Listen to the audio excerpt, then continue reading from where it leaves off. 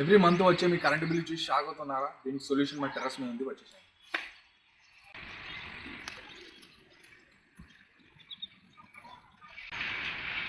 ఇదే on grid solar system. Actually solar systems 3 types ఉంటాయి: on grid, off grid and hybrid solar systems. ఇది ఒక on grid solar system. ఈ on grid solar సిస్టంలో ఎలా ఉంటుందంటే, మనం సోలార్ ప్యానల్స్ సోలార్ ఎనర్జీని జనరేట్ చేసిన తర్వాత అది డీసీ త్రూ ఒక ఇన్వర్టర్కి కన్వర్ట్ చేస్తాయి. ఇన్వర్టర్ ఏం చేస్తుంది, జనరేట్ అయిన డీసీ కరెంట్ని ఏసీ కరెంట్గా కన్వర్ట్ చేస్తుంది.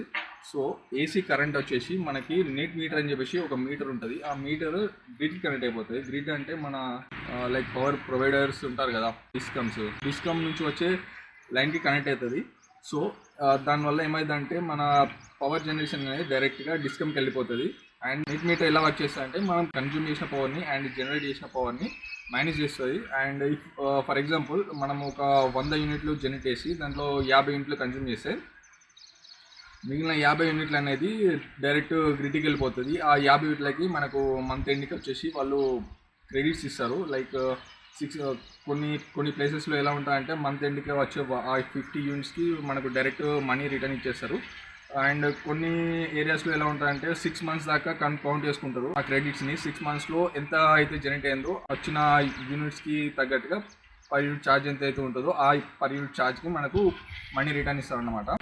ఇది on grid solar system. Off grid solar system ఎలా ఉంటుందంటే, ఆఫ్ గ్రిడ్ సోలార్ సిస్టంలో డైరెక్ట్ మనకి గ్రిడ్ నుంచి ఎలాంటి కనెక్షన్ ఉండదు. అండ్ ఇన్వర్టర్ అవుట్పుట్ అనేది బ్యాటరీ యూపీఎస్కి కనెక్ట్ అవుతుంది. ఇన్వర్టర్ కంటిన్యూస్గా బ్యాటరీని ఛార్జ్ చేస్తుంటాయి. బ్యాటరీ అవుట్పుట్ అనేది మనం ఇంట్లో కన్జ్యూమ్ చేస్తాము. దీనికి గ్రిడ్కి ఎలాంటి సంబంధం ఉండదు. నైట్ టైంలో సోలార్ జనరేషన్ ఉండదు కాబట్టి అదే బ్యాటరీస్ ఛార్జ్ అయిన ఎనర్జీని మనం నైట్ టైంలో యూటిలైజ్ చేసుకుంటాము. సో ఆఫ్ గ్రిడ్ సోలార్ సిస్టమ్తో మనం కంప్లీట్గా గ్రిడ్ పైన డిపెండెన్సీ అసలుగా ఉండదు. కాకపోతే ఆన్ గ్రిడ్తో కంపేర్ చేస్తే ఆఫ్ గ్రిడ్ సోలార్ సిస్టమ్ అనేది కాస్ట్లీ, ఎందుకంటే మనకు బ్యాటరీ అవన్నీ ఉండాలి కాబట్టి. అండ్ ఫైనల్గా హైబ్రిడ్ సోలార్ సిస్టమ్ అనేది on grid and off grid combination. So ఇది మీకు చెప్పినట్టుగా ఆన్ గ్రిడ్ సోలార్ సిస్టమ్. దీంట్లో మనకు వీళ్ళు ఏం చేశారంటే, ఈ 4 GA పోల్స్ని ఇన్స్టాల్ చేశారు. డైరెక్ట్ స్లాబ్కి డ్రిల్ చేసి హ్యాంకర్ పోల్స్ డ్రిల్ చేసి డైరెక్ట్ ఇచ్చేశారు. స్టెబిలిటీ కూడా బాగానే ఉంది. కాకపోతే కొంచెం సిమెంట్ వేసి పోల్స్ని ఇంకా స్ట్రెంత్ వేస్తే బాగుండేది బేస్ని. అండ్ ఇక్కడ మనకి ప్యానల్స్ వచ్చేసి 6 ప్యానల్స్ అయితే వచ్చాయి. 6 ప్యానల్స్. అండ్ ఈ ప్యానల్స్ బైఫేషియల్ టెక్నాలజీతో వచ్చాయి.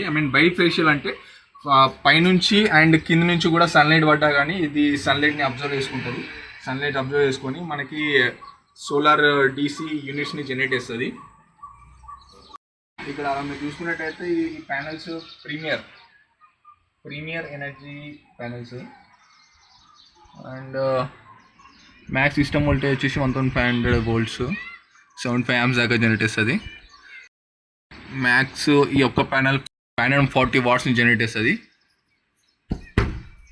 ప్యానల్ స్టెబిలిటీ బాగానే ఉందని చెప్పొచ్చు. ప్యానల్స్ వచ్చేసి అల్యూమినియం ఫ్రేమ్తో వచ్చాయి. ఇవి GI సపోర్ట్స్. GI యాక్చువల్గా ఎందుకంటే మనకు రస్ట్ పట్టకుండా వీళ్ళు GIని రికమెండ్ చేశారు.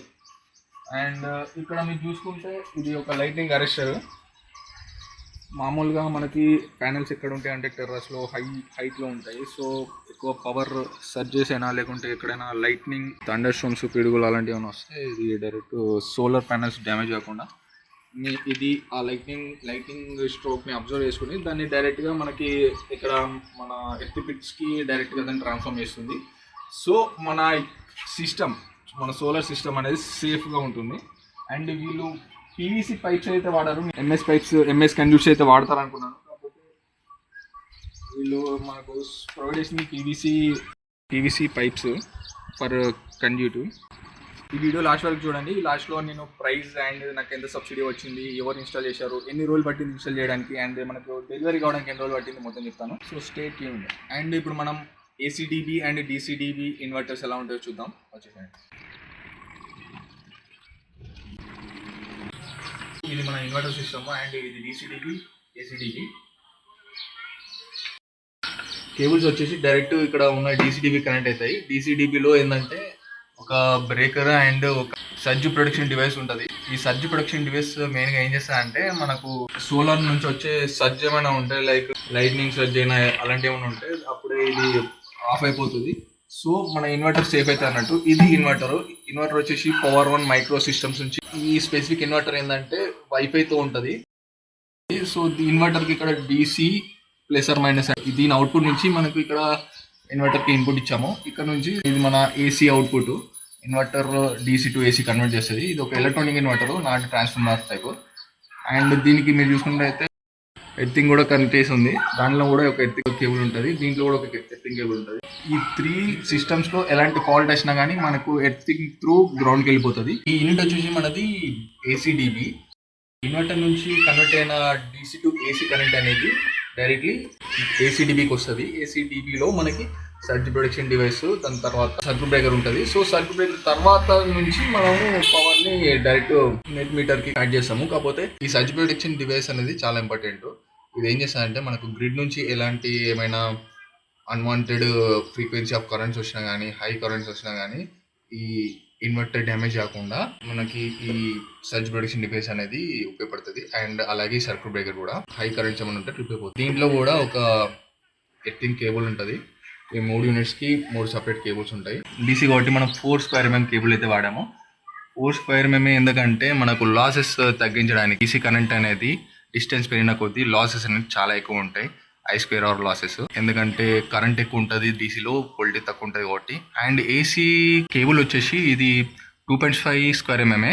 ఈ 2.5 స్క్వేర్ ఎంఎం అయినా కానీ మనకు లాసెస్ తక్కువ ఉంటాయి. ఏసీ కేబుల్ మనం 2.5 స్క్వేర్ ఎంఎం వేసుకున్నాము. డీసీకి వచ్చేసి 4 స్క్వేర్ ఎంఎం కేబుల్ వేసాము to save losses. AC TV output వచ్చేసి మనకు నెట్ మీటర్ కనెక్ట్ అవుతుంది. సో మనం కిందికి వెళ్దాం, నెట్ మీటర్ వస్తాం.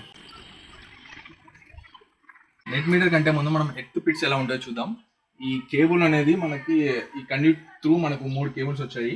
ఈ 3 కేబుల్స్ ఈ 3 ఎర్త్ పిట్స్కి కనెక్ట్ అయ్యాయి.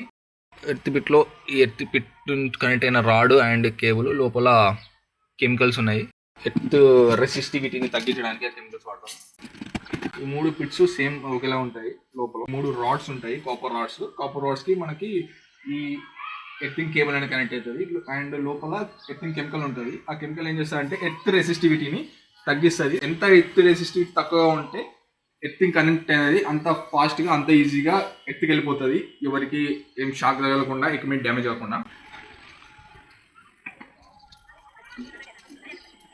ఆ ఏసీడీబీ అవుట్పుటే ఈ కేబుల్. యాక్చువల్లీ ఇది ఇంకా టర్మినేషన్ ఇంకా కాలేదు, వర్క్ జరుగుతున్నాయి. ఇక్కడ మనకు నెట్ మీటర్ అని చెప్పేసి ఒక మీటర్ వస్తుంది. ఆ నెట్ మీటర్ అవుట్పుటే మనకి డైరెక్ట్ గ్రిడ్కి కనెక్ట్ అవుతుంది. ఈ ఎంటైర్ 3 కిలోవాట్ సోలార్ సిస్టమ్కి నాకు అయిన ఖర్చు వచ్చేసి 1,90,000. ఈ ఎంటైర్ 1,90,000 PM సూర్యఘర్ యోజన అనే స్కీమ్ నుంచి నాకు సెంట్రల్ గవర్నమెంట్ నుంచి 78,000 అనేవి నాకు బ్యాక్ అవుతాయి. సో ఎంటైర్ కాస్ట్ వచ్చేసి 1,12,000 ఈ 3 కిలోవాట్ కాస్ట్. ఈ 3 kilowatt system installer osmium energy. నాకు 1 మంత్ పట్టింది. ఇన్స్టలేషన్ స్టార్ట్ కావడానికి 1 మంత్ పట్టింది. డెలివరీ 20 డేస్లో డెలివరీ అయింది. అండ్ ఇన్స్టలేషన్కి 1 మంత్ పట్టింది.